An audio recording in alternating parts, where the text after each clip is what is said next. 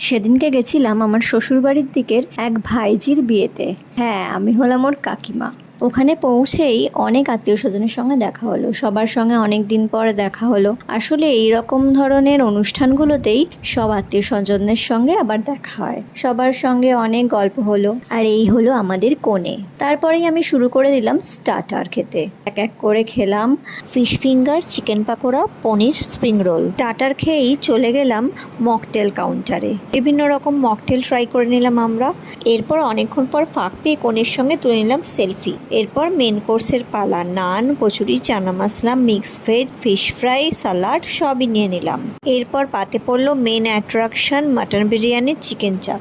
আর ডেজার্টে ছিল বেকড রসগোল্লা, জিলিপি আর সবশেষে আইসক্রিম। ততক্ষণে অনেক রাত হয়ে গেছে, বর বসে গেছে বিয়েতে।